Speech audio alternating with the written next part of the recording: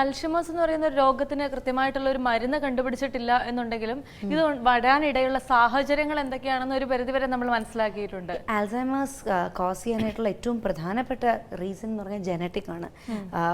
കാരണം ഒരുവിധം കാരണം നമുക്ക് അറിയില്ലെങ്കിലും ജനറ്റിക്കലി ആർക്കെങ്കിലും ഉണ്ടെങ്കിൽ അതിനൊരു സാധ്യതയുണ്ട്, വരാനുള്ള സാധ്യത കൂടുതലാണെന്ന് അറിയപ്പെടുന്നത്. അതുപോലെ തന്നെ പ്രധാനമായിട്ടും ഈ ലൈഫ് സ്റ്റൈൽ കൊണ്ടുണ്ടാകുന്ന ഒരു ഡിസീസും കൂടിയാണ് ഇതെന്ന് പറയേണ്ടിയിരിക്കുന്നത്. കാരണം നമ്മൾ ഇതിനു മുമ്പ് ചർച്ച ചെയ്തിട്ടുണ്ട്, ഡിപ്രഷൻ, ആങ്സൈറ്റി എന്നീ കാരണങ്ങളും ആൽസൈമേഴ്സിന് കാരണമാകുന്നുണ്ട്. അതുപോലെ തന്നെ ഈ ബ്രെഡ്, ബിസ്ക്കറ്റ് ഇങ്ങനെ റിഫൈൻഡ് ആഹാരങ്ങളുടെ കൂടുതലായുള്ള ഉപയോഗവും ഒരു പരിധിവരെ അൽഷിമേഴ്സ് വരുത്തുന്നതിന് കാരണമാകുന്നു എന്നുള്ളതും പഠനങ്ങൾ തെളിയിച്ചിട്ടുണ്ട്. കാർബോഹൈഡ്രേറ്റ്, സാച്ചുറേറ്റഡ് ഫാറ്റ് ഇതൊക്കെ ആൽസൈമേഴ്സിന് കൂടുതൽ ഒരു ന്യൂറോ ഡീജനറേറ്റീവ് കണ്ടീഷന് റിസൾട്ട് ചെയ്യുന്നു എന്നുള്ളതും നമുക്ക് മനസ്സിലായിട്ടുള്ള കാര്യമാണ്. പക്ഷേ ആൽസൈമേഴ്സിൻ്റെ ആ ഒരു കെയർ എന്ന് പറയുന്നതാണ് ഏറ്റവും ബുദ്ധിമുട്ടുള്ള കാര്യം. കാരണം അവർ കൂടുതൽ മൂടിയാകും. അവർക്ക് മൂടിയാകുന്നു മാത്രമല്ല, അവർ വീണ്ടും അവരുടെ ചെറുപ്പകാലത്തിലേക്ക് തിരിച്ചു പോകുന്നു എന്നോട് പറയേണ്ടി വരുന്നു. കാരണം തീരെ ചെറിയ കുട്ടികളെ പോലെ ആവുകയാണ്. ഇവരെ പരിചരിക്കുന്ന ആൾക്കാർക്കാണ് ഏറ്റവും അധികം ബുദ്ധിമുട്ട്. ക്ഷമ അങ്ങ് അറ്റം വരെ വേണം ഇവർക്ക് അല്ലേ. കാരണം എന്താ വെച്ച് കഴിഞ്ഞാൽ ഇവര് ഈ ഇത്രയും മുതിർന്ന ആൾക്കാർ ഇത്രയും ചെറിയ കുട്ടികളെ പോലെ പെരുമാറുന്നത് ഒരു പരിധിവരെ നമുക്ക് അംഗീകരിക്കാൻ പോലും പറ്റില്ല എന്ന് വരാം. കാരണം മറ്റു രോഗങ്ങളിൽ നിന്ന് വിഭിന്നമാണിത്. അതെ, തീർച്ചയായും വളരെ വളരെ വ്യത്യസ്തമാണ്. നമ്മുടെ അടുത്ത സെഗ്മെന്റിലേക്ക് കടക്കാം. അടുത്ത സെഗ്മെന്റ് ഫെങ് ഷുയി.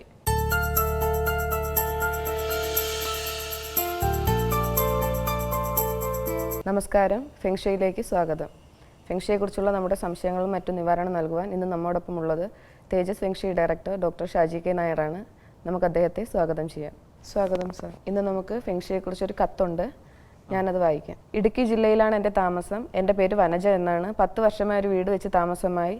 വീട് വെച്ചതിന് ശേഷം സാമ്പത്തികമായി വലിയ ബുദ്ധിമുട്ടുകളൊന്നുമില്ല. പക്ഷേ ഈ വീട്ടിൽ താമസം തുടങ്ങിയത് മുതൽ ഒത്തിരി അസുഖങ്ങളാണ്. അത് ഈ വീടിൻ്റെ ദോഷമാണോ? ഒന്ന് വിശദീകരിക്കാമോ? വീടിൻ്റെ ദർശനം പടിഞ്ഞാറാണ്. അപ്പോൾ ഈ വീട് ശരിക്കും പറഞ്ഞാൽ വാസ്തുപ്രകാരം സൂട്ടബിളായിട്ടുള്ള രീതിയിൽ വെച്ചിട്ടുള്ള വീടായിട്ട് നമുക്ക് തോന്നുന്നില്ല. വീടിൻ്റെ ഡയറക്ഷൻ പടിഞ്ഞാറെന്ന് പറഞ്ഞാൽ സ്വാഭാവികമായിട്ടും പടിഞ്ഞാറ് ഡയറക്ഷനിലുള്ള ഒരു വീട് അതിൻ്റെ സെപ്റ്റിക് ടാങ്കും കാര്യങ്ങളൊക്കെ നമുക്ക് ബാക്കില്ല, അതായത് അതിൻ്റെ കിഴക്ക് ഭാഗത്ത് വയ്ക്കുവാനാണ് ചാൻസ് കൂടുതൽ. അപ്പം ആ വീട്ടിനെ സംബന്ധിച്ചിടത്തോളം വാസ്തുപ്രകാരം ചിലപ്പോൾ യൗവനോ അല്ലെങ്കിൽ കൗമാരോ ആ സൂട്ടബിളായിട്ടുള്ള രീതിയിലായിരിക്കാം അത് ചെയ്തിട്ടുള്ളത്. എന്നാലും ആ വീട്ടിലുള്ള ആൾക്കാർക്ക് അസുഖങ്ങളാണ് കൂടുതലുള്ളത്, അതല്ലേ? അസുഖങ്ങളെന്നല്ലേ അതിനകത്ത് കൂടുതൽ പറഞ്ഞിട്ടുള്ളത്. അപ്പം ഈ അസുഖങ്ങൾ കൂടുതലായിട്ട് വരണമെങ്കിൽ ഉറപ്പായിട്ട് നമുക്ക് ശ്രദ്ധിച്ചറിയാൻ പറ്റുന്നത് വീടിൻ്റെ കിഴക്ക് ഭാഗത്ത് എന്തെങ്കിലും നെഗറ്റീവായിട്ടുള്ള കാര്യങ്ങളുണ്ടാവും. ഒന്നുകിൽ കിഴക്ക് നിന്ന് വരുന്ന ആ ഒരു എനർജി അല്ലെങ്കിൽ ആ ഒരു സൂര്യപ്രകാശം കൃത്യമായിട്ട് വീട്ടിനകത്ത് കിട്ടാത്തൊരവസ്ഥയുണ്ടാവാം. അല്ലെങ്കിൽ ഒരു എയർ സർക്കുലേഷൻ, നമ്മുടെ വീട്ടിനകത്തോട്ട് നല്ല രീതിയിലുള്ള എയർ സർക്കുലേഷൻ കിട്ടാതെ വരാം. അല്ലെങ്കിൽ തന്നെ സെപ്റ്റിക് ടാങ്കോ അല്ലെങ്കിൽ സ്വാഭാവികമായിട്ട് കിച്ചണൊക്കെ കറക്റ്റ് പോയിന്റിലായിരിക്കാം വരുന്നത്, തെക്ക് കിഴക്ക് ഭാഗത്തായിരിക്കാം. അതിൻ്റെ ഈ വേസ്റ്റ് വാട്ടറൊക്കെ ഒഴുക്കി വിടുന്നത് കിഴക്കോട്ടായിരിക്കാം. അപ്പോൾ കിഴക്ക് ഭാഗത്ത് എപ്പോഴും മലിനമായിട്ട് കിടക്കുന്നത് കൊണ്ടായിരിക്കാം ആ വീട്ടിൽ ഇങ്ങനെയുള്ള ദോഷങ്ങളുണ്ടാകുന്നത്. വീടിൻ്റെ ഡയറക്ഷൻ പടിഞ്ഞാറെന്നല്ലേ പറഞ്ഞു. അപ്പം പടിഞ്ഞാറ് വരുമ്പോൾ സ്വാഭാവികമായിട്ടും അവർ കിഴക്ക് ഭാഗത്തായിരിക്കാം സെപ്റ്റിക് ടാങ്ക് വരുന്നത്. അപ്പോൾ അങ്ങനെ എന്തെങ്കിലും ഉണ്ടെങ്കിൽ ആ കിഴക്ക് ഭാഗത്തുള്ള അത് നമുക്കൊന്ന് പരിഹരിക്കാം. ഒരു പക്ഷേ ഒരു ടോയ്ലറ്റ് കിഴക്ക് ഭാഗത്ത് വരികയാണെങ്കിൽ അത് പ്രത്യേകിച്ച് ആ ടോയ്ലറ്റ് ഇടിച്ചു മാറ്റാനൊന്നും നിൽക്കേണ്ട കാര്യമില്ല. ആ ടോയ്ലറ്റിനകത്ത് ഒരു ഫെങ് ഷുയി പ്രകാരം അതിൻ്റെ റെമഡി എന്ന് പറയുമ്പോൾ ആ ടോയ്ലറ്റിനകത്തൊരു ഫയർ റോഡിൻ്റെ വെഞ്ചയും ആ ടോയ്ലറ്റിനകത്ത് തൂക്കിയിട്ടാൽ മതി. അത് 5 പൈപ്പിൻ്റെ തന്നെ വേണം. അത് പല ആൾക്കാരും ഇപ്പം എന്നെ വിളിച്ച് ചോദിക്കാറുണ്ട്, സാർ എൻ്റെ വീടിൻ്റെ കിഴക്ക് ഭാഗത്താണ് ആ ഒരു ടോയ്ലറ്റ് വന്നിട്ടുള്ളത്, അപ്പോൾ അതിനകത്ത് 6 പൈപ്പിൻ്റെതോ 7 പൈപ്പിൻ്റെ കിട്ടാൻ മതിയെന്ന് പറയാറുണ്ട്. അങ്ങനെയല്ല, 5 എലമെൻറ്റ് 5 പൈപ്പിൻ്റെ തന്നെയാണ് നമുക്ക് അതിനകത്ത് ആ ടോയ്ലറ്റിനകത്ത് ഹാങ് ചെയ്തിട്ട് കഴിഞ്ഞാൽ നമുക്ക് ആ ഒരു ദോഷം, കാരണം ആ കിഴക്ക് ഭാഗത്ത് വരുന്ന ആ ടോയ്ലറ്റിൽ നിന്ന് വരുന്ന ആ നെഗറ്റീവ് എനർജിയെ ഫിൽറ്റർ ചെയ്യാനുള്ള കഴിവാണ് ഇതിനകത്തുള്ളത്. അപ്പോൾ എപ്പോഴും നമ്മൾ ശ്രദ്ധിക്കുക, വീടിൻ്റെ കിഴക്ക് ഭാഗത്തോ ടോയ്ലറ്റോ അല്ലെങ്കിൽ തെക്ക് കിഴക്ക് ഭാഗത്ത് ടോയ്ലറ്റ് വന്നാൽ വീട്ടിലുള്ള ആൾക്കാർക്ക് അസുഖങ്ങൾ കൂടുതലുണ്ടാവാം.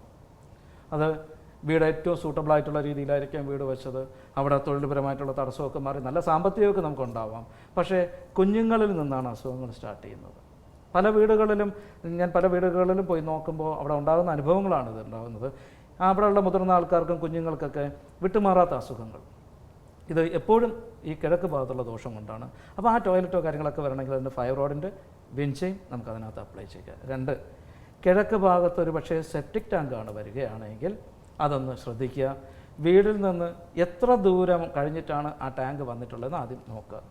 ആ വീടിൽ നിന്നൊരു ഗ്യാപ്പ് ഉണ്ടെങ്കിൽ ആ ഗ്യാപ്പ് കഴിഞ്ഞാൽ ഒരു മന കെട്ടിത്തിരിക്കുക എന്നൊക്കെ നമ്മൾ പറയാറുണ്ട്. അങ്ങനെ ഒരു വേലിയോ അല്ലെങ്കിൽ ഒരു ചെറിയൊരു മന തിരിച്ച് മാറ്റിക്കഴിഞ്ഞാൽ ആ ടാങ്കിൻ്റെ എഫക്റ്റ് നമ്മുടെ വീട്ടിലോട്ട് കിട്ടാതെ അത് പ്രൊട്ടക്റ്റ് ചെയ്യാനുള്ള ഒരു എഫക്റ്റ് നമുക്കവിടെ കിട്ടും. വീടിനോട് ചേർന്നാണ് ടാങ്ക് വരികയാണെങ്കിൽ അവിടെ ഒരു അല്പമെങ്കിലും ചെറിയൊരു സ്പേസ് എങ്കിലും ഉണ്ടെങ്കിൽ പറ്റുമെങ്കിൽ ഒരു മുള, അതായത് അധികം വളർന്നു പോകാത്ത അധികം വളരാത്ത ചെറിയ ചെറിയ മുളകളൊക്കെ നമ്മൾ അക്വേറിയത്തിലൊക്കെ വാങ്ങാൻ കിട്ടും. ഇതേപോലെ ഏതെങ്കിലും ഒരു മുള നമുക്ക് ആ ഭാഗത്ത് നട്ട് കഴിഞ്ഞാൽ ആ കിഴക്ക് ഭാഗത്ത് വരുന്ന ആ സെപ്റ്റിക് ടാങ്കിൻ്റെ ദോഷം നമുക്ക് കുറേയൊക്കെ നമുക്ക് പരിഹരിക്കാൻ പറ്റും. അപ്പോൾ ഒന്ന് ശ്രദ്ധിക്കുക, കിഴക്ക് ഭാഗത്ത് സെപ്റ്റിക് ടാങ്ക് വരികയാണെങ്കിൽ അല്പം ഗ്യാപ്പ് ഉണ്ടെങ്കിൽ അതിന് മതിൽ കെട്ടി മന കെട്ടി തിരിച്ചുകൊണ്ട് ആ ടാങ്കും വീടും തമ്മിൽ സെപ്പറേറ്റ് ചെയ്യുക.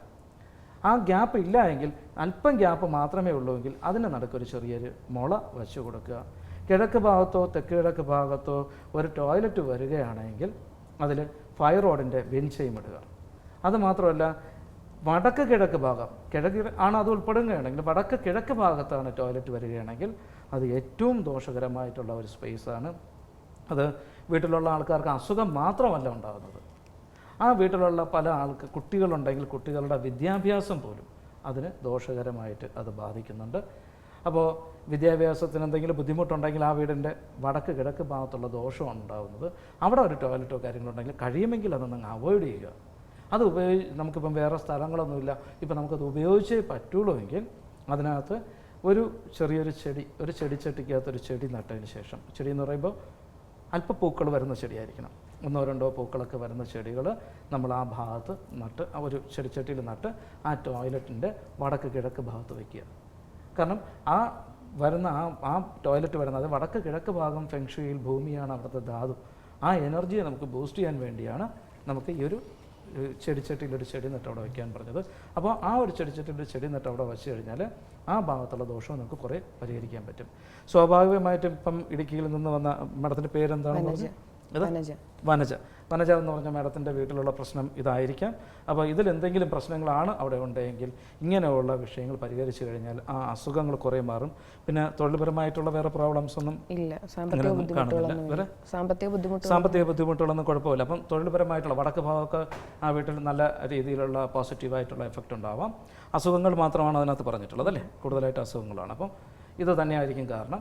വടക്ക് അതിൻ്റെ കിഴക്ക് ഭാഗത്ത് ഒന്ന് നീറ്റ് ആൻഡ് ക്ലീൻ ആക്കി ഇട്ട് കഴിഞ്ഞാൽ നമുക്ക് വളരെ ഒരു നല്ലൊരു മാറ്റം നമുക്ക് ആ വീട്ടിൽ ഉണ്ടാവും. അതേപോലെ തന്നെ പല പുതിയ വീടുകൾ വയ്ക്കുമ്പോൾ നിങ്ങൾ എപ്പോഴും ശ്രദ്ധിക്കുക, പടിഞ്ഞാറോട്ടോ ദർശനമുള്ള വീടുകളാണ് നമ്മൾ വയ്ക്കുകയാണെങ്കിൽ ഒരിക്കലും അതിൻ്റെ കിഴക്ക് ഭാഗത്ത് കൊണ്ടുവന്ന് സെപ്റ്റിക് ടാങ്ക് ഒന്നും കൊടുക്കാതിരിക്കുവാൻ മാക്സിമം ശ്രമിക്കുക. അതുപോലെ ടോയ്ലറ്റൊക്കെ അവിടെ കൊടുക്കാതിരിക്കാൻ ശ്രമിക്കുക. വീടിന് ചിലപ്പം പല വീടുകളിലും പല ഡയറക്ഷനിലായിരിക്കും നമ്മൾ വയ്ക്കുന്നത്.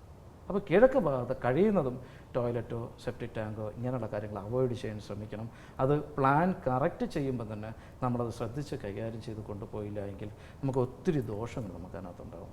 അതേപോലെ വളരെ നല്ല ഹൈ ആയിട്ടിരിക്കുന്ന നമ്മളായിരിക്കും ആ വീട്ടിൽ ചെന്ന് കയറുമ്പോൾ പല അസുഖങ്ങളും നമ്മൾ അറിയാതെ പല പ്രശ്നങ്ങളും. കാരണം അസുഖങ്ങൾ വന്നു കഴിഞ്ഞാൽ മനുഷ്യൻ്റെ മാനസികാവസ്ഥ തകർന്നു പോകും.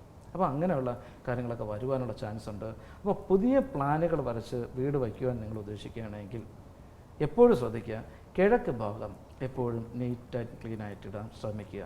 അവിടെ എന്തെങ്കിലും ദോഷങ്ങളോ കാര്യങ്ങളോ നമുക്ക് അവിടെ വരികയാണെങ്കിൽ അസുഖങ്ങളാണ് മെയിനായിട്ടുണ്ടാവുക. അത് എപ്പോഴും ശ്രദ്ധിക്കുക. പ്ലാൻ കറക്റ്റ് ചെയ്യുമ്പോൾ നല്ല രീതിയിൽ പഠിച്ചതിന് ശേഷം മാത്രമേ ഉള്ളൂ. കഴിഞ്ഞ ദിവസം ഞാൻ കണ്ണൂരൊരു വീട് ഞാൻ വർക്ക് ചെയ്യാൻ പോയി. അവിടെ ചെന്നപ്പോൾ വീട് അവർ പണി തുടങ്ങിയിട്ട് ഏകദേശം 1 വർഷത്തോളം ആയിട്ടുണ്ട്. ആ വീട് നോക്കി വേറെ പ്രോബ്ലം ഒന്നുമില്ല. ആ വീടിൻ്റെ തെക്കാണ് വീടിൻ്റെ ഡയറക്ഷൻ വന്നിട്ടുള്ളത്. ആ തെക്ക് ഭാഗത്ത് വീട്ടിൽ നിന്ന് ഇറങ്ങുമ്പോൾ തന്നെ കാണുന്നത് അടുത്ത വീട്ടിലുള്ളൊരു ടോയ്ലറ്റാണ്. അവരുടെ എയർ ഹോൾ പോലും ഇങ്ങോട്ടാണ് ഇരിക്കുന്നത്. അതൊരു ദോഷമാണ്. രണ്ടാമത് ആ വീട്ടിൽ ഇപ്പോൾ കണ്ടിട്ടുള്ള ഇതാണ് ഒരു അപ്സ്റ്റെയർ 2 നിലയുള്ള ഒരു വീടാണ്. അതിൻ്റെ വടക്ക് കിഴക്ക് ഭാഗത്തൊരു ടോയ്ലറ്റ് വെച്ചിട്ടുണ്ട്. അതേപോലെ തന്നെ കിഴക്ക് ഭാഗത്തും ടോയ്ലറ്റ് വെച്ചിട്ടുണ്ട്. അതൊരു മാറ്റാൻ പറഞ്ഞപ്പോൾ വളരെ ബുദ്ധിമുട്ടാണ് അവർക്ക് മാറ്റാൻ. എന്നാലും പ്രോബ്ലമില്ല, അവർ മാറ്റാമെന്ന് പറഞ്ഞിട്ടുണ്ട്. അതുകൊണ്ട് എല്ലാവരും ശ്രദ്ധിക്കുക. നമ്മൾ ഒരു മനുഷ്യൻ്റെ ജീവിതം നല്ലതാക്കുവാനും ചീത്തയാക്കുവാനും ഒരു വീടിന് കഴിയും.